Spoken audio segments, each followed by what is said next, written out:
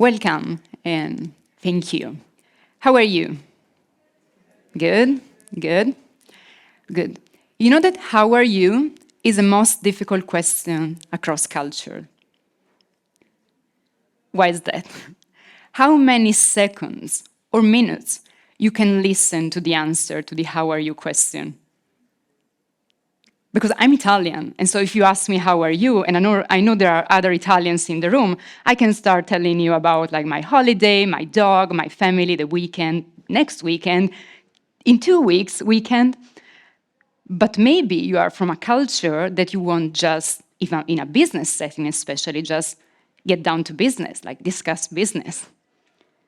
And so you're a little bit uncomfortable in stopping me. You're a little bit frustrated because I'm wasting your time. I know someone is already laughing or smiling. You know that Calendly, maybe you have used like this software to book meetings. I work with people in the US and you can book 15 minutes meeting. And I'm like, it's impossible for an Italian to be in a meeting like in 15 minutes and get things done. But it is, and I have learned also, working in Malta and working in the US, that we can change and we can actually do and discuss business.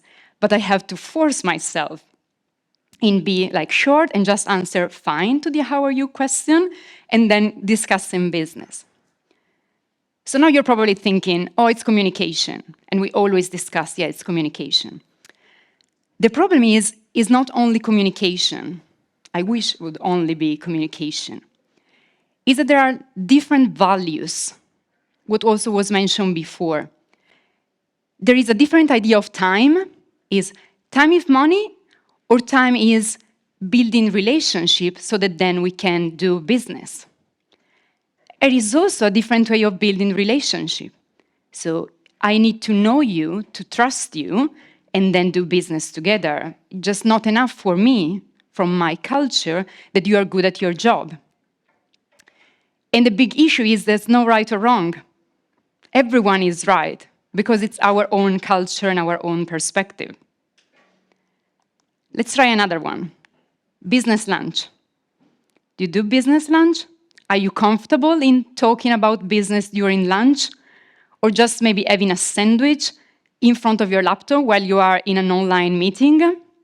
For some people is yes, like lunch is like any other time of the day. Like, I don't care, I can also like skip lunch.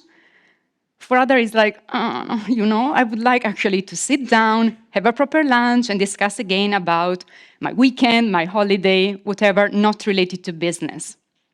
And recently, I work with a German-Portuguese organization, so both European, because sometimes we think, no, it's like different cultures, it's about areas.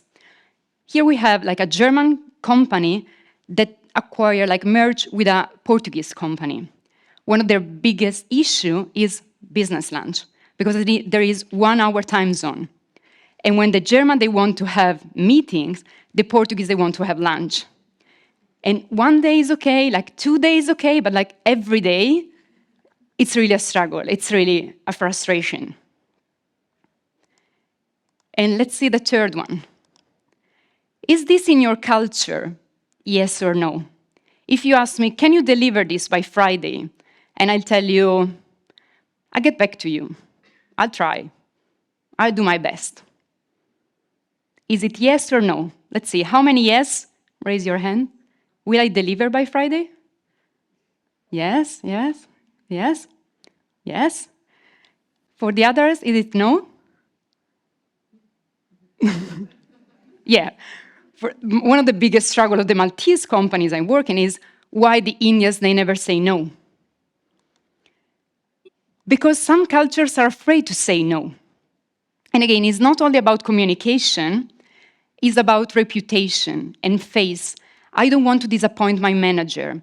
I don't want to disagree with my manager. So I will say, I'll try my best, then I know I will not gonna do, but you will never hear a no out of my mouth to my manager. But as you said, and yesterday I did the same exercise in a training, and like half of the room was, yes, it's a polite way to say yes, they will deliver by Friday, and the other half of the room, there was like, no, never, we will not have this by Friday.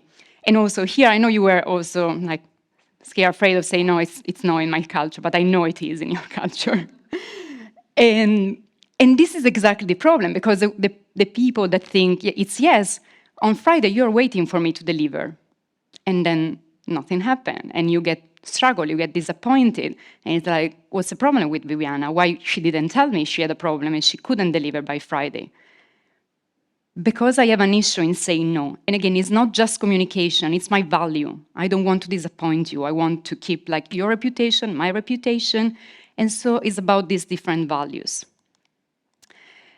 So are you open to new perspective? Because this is actually what cultural intelligence is about. And this is really the first step. So being open, that there's not right or wrong. And this is like a fact. This is our reality. It's not that there is one way that's better. Maybe at the end we'll find even a third way that's better than my way and your way. But you need to be open to new perspective. And this was mentioned also in the panel before. These are small things. They're not big issues. But already you start getting frustrated. So they're already frustration. And if you don't tackle them, they actually can like build and become something bigger. And this is actually what everyone working in a multicultural environment of moving through a different culture they face. So even if you start for a very positive attitude, like open, curious, you'd already had many international experience, the differences are there. And you can get frustrated, you can get disappointed, you can get uncomfortable. And then you have the choice. And even better, if you are supported, you can choose to be open, to listen, to try to find the best way. But if you don't have the right support and you are struggling, you start also isolating yourself, like alienating yourself. And you start blaming the company, you start blaming your colleagues, they don't understand you. And so it's like how then small things become actually a big issue. And bigger things can then bring conflicts, people quitting, people resigning, and then also mental health issues. That is something big that we have discussed, but also it's important to say that foreign employees are double at risk of mental health issues because they're not in their own cultural environment. So they don't have the same social support that the locals have. So, and then there is all the cultural differences and all the cultural misunderstandings that can happen. So yes, we still need to discuss about culture. And there are two, let's say, school of thought that sometimes not go against, but I found in my training. It's like, but we're all human beings. So why discussing about culture? We all feel the same emotions. We're all the same, 99.9%, same DNA. That's true. But the way you show your emotions, it can be different because you have been educated in one case maybe not to show emotions, and in other cases that yes, you can show your emotions. It can be a gender difference, it can be also a cultural difference. I'm Italian, you pick from my accent, my name, I said before. If we are angry, you will probably see that we are angry. We make a scene, like a drama, everything. But if a Japanese maybe in Andres' team is angry, I'm not sure you can actually see. And also when people say, oh, they are always smiling in Asia, like I travel like South Korea. And that's true, but that smile is not always because they're happy. Sometimes it's because they're nervous, because they are anxious, they don't want to say, but they are inside, there is something. So yes, human nature, yes, same feelings, but culture has an impact. And then the other idea is, but it's personality. It's like every single one of us, it's their own personality. Also true. But if you are in a culture, you have been educated all your life, like school, family, then it's good to be like a leader, oversell yourself, like be the best, say always what you think. We will probably have a certain category of leaders. But if you've been educated all your life to be a good team player, preserve the harmony, don't show off too much, you can also be a leader, but like a different leader. But our like Western test for personality are a little bit influenced by our Western view of like how a leader should work and act. And so sometimes we are missing maybe some leadership skills. So also in this case, it's not only personality, it's personality influenced by culture. And then of course you can change because through all our life, like we change our personality, maybe we become more confident, we have international experience. So but still it is important to speak about culture. And also the cultural context. It's very different, and also difficult still to be like a woman in certain country and then to move to other country. And the cultural context can influence also the way you approach men, the way you approach the workplace. So it's also important to understand the cultural context when they're coming from or we are coming from, and the new cultural context when we start like working and living. So where culture comes from, I think I already mentioned, is education, but it's also our history. The history of our country. When I'm in Malta, so I discuss a lot of migration, and people say, oh, Malta is like against migration, there are like too many migrants. But if you think about the history of Malta, Valletta, the capital of Malta, UNESCO heritage, is actually a fortress. And all the history of Malta comes from the Great Siege. So in the narrative of the country, it's like what's coming from outside is dangerous. And this still shapes the mentality. And if you think maybe about your own country and the recent history or the past, you can find something that still influences the mentality. And again, it's something we need to be aware. We're not judging also across culture. We just want to understand and then be aware so that we can act. And then culture is also made of, and again, sometimes people say we need to change behaviors. And that's true. But to change behaviors, you need to understand what are the values and what are the beliefs. So why people are acting in this way. The example before, the how are you, is not only because I want to speak, but it is because I want to build a relationship with you. And in my culture, the more we share, the more I can trust you. And so I can build a relationship and I can do business with you. So I know you have seen this in probably many other, like thousands of LinkedIn posts and many other like settings. We also have our iceberg, is our cultural iceberg. And what's important also here is like something is visible. And when we discuss cultures, it's easy to see what is visible. And sometimes we say, oh, I know, I'm going to Italy, I know that they are obsessed with food, and then they like they do the drama when they're angry. That's true, everything visible. But the problem is, what is invisible? What are the values? And you can think about this considering the country, but also considering your organization. In your organization, there is something that is visible, but there's also something that is invisible. And if I'm coming from the first time, you have to tell me what is important that I know that is under the surface, because probably there is where I will have some issues, more than understanding where is the time for lunch, or if we'll ever have had lunch, or only business meeting. So are you open to new perspective? This is the main question. And are you open also to see what's below the surface? Because there is no truth working across cultures, there's no right or wrong, and also there's no common sense. Sometimes, like many times, my clients are like, just common sense, I don't know why they don't get it. It's your common sense, it's not their common sense. Common sense is also different across culture. The problem here is like, you will feel discomfort. You will feel also like displacement, ambiguity, but that's, it's a good starting point because it means you're open. And from there you can work. So leave this discomfort, like search for this discomfort so that then you can work from that. And this is actually CQ. So it's cultural intelligence. And we call it also, there are many ways you can call it, but I like cultural intelligence because I think it's also built on other kind of intelligence, and it tells us also that it is something we can learn, we can practice, we can improve. And it has like 4 components. The first is the drive, that is more this driving force, the energy inside you. So start with the curiosity, be open to the difference. And I know you're all here because you're all work with people, and so I'm sure you're already open. But then is also the knowledge, so understanding these cultural differences in terms of values, what's below the surface. And then work on that, because it's not just awareness or knowledge. It's like, okay, now let's analyze which issues we have that can be linked to the cultural differences and how we can act to solve them. And working across culture also is a matter of mindset. So I call my company Global Mindset Development. So I strongly believe that this is a matter of mindset, and the way you change your mindset is a matter of skill, but it's also a matter of like heart, this energy and curiosity where you start from. So now I want to ask you to start let's practicing CQ. So we have still 10 minutes and then perfect. So for 5 minutes, we'll practice and then we close on together.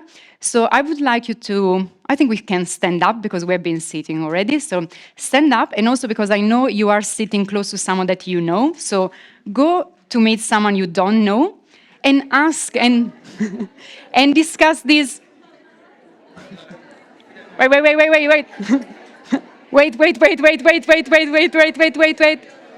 Please. Wait. They cannot hear me? Hello? Can you hear me? Okay, thank you. 1 minute.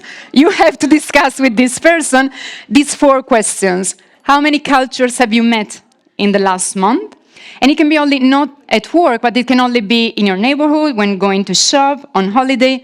Have you experienced any cultural shock, cultural misunderstanding, cultural conflict? How now can you assess the situation using CQ, at least this awareness that maybe we have developed in these 10 minutes? And how can you bridge different perspectives, if there is any way? I know, like 4 important questions, but just let's start with the discussion. Please, now you can go and discuss with your new friends.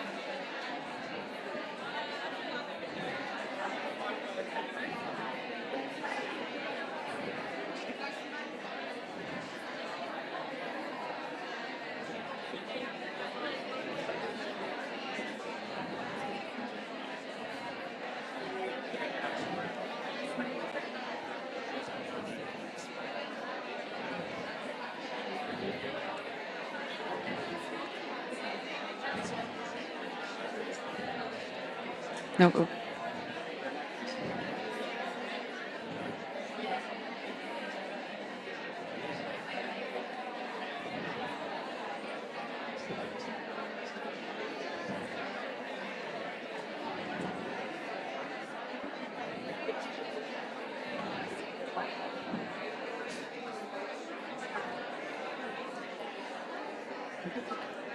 Sometimes it's difficult to engage, huh? It's difficult to engage. Oh, because they are in pairs or Yeah. But did you have any experience, any intercultural accident? Yeah, I travel a lot, so I'm always meeting different people. Uh-huh. So for me, it's interesting. Do you work in the it was in Malta? Are you Maltese? Me, I'm half English, half Maltese. Okay. I travel a lot. I meet many cultures anyway, so it's funny when you see all the people, Yeah. exercising and Yeah. Yeah. Let's see now. One last minute and then I call them back. And where are you from? Italy. Yes, I know, but Yeah, because I told the north of Italy, close to Switzerland, Como, Varese, Milan, okay. that area. Yeah. Mi piace molto, yeah. Have you been many times, like the many Maltese? I've been to the north a lot.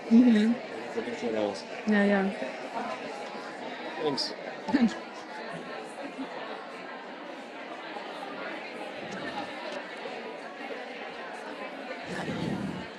One last minute.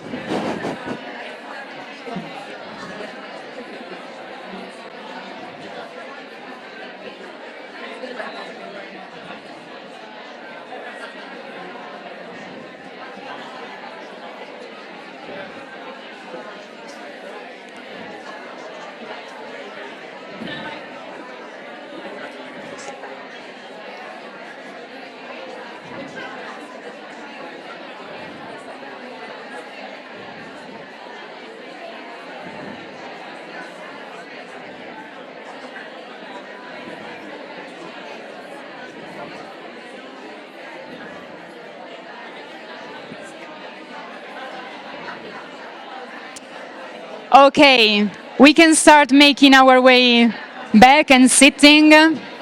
Let's recompose the room. Let's reconvene the setting. Thank you. Thank you. Thank you. Let's sit again. Thank you. Thank you. Thank you. Perfect. Perfect. Definitely not an Italian audience. It wouldn't take probably 20 minutes to like put people in this. Just kidding. Anyone who wants to share what you had discussed, what your like pair or three or four, did you realize how to bridge different perspective, or did you realize a different perspective in what you maybe observed? Yeah.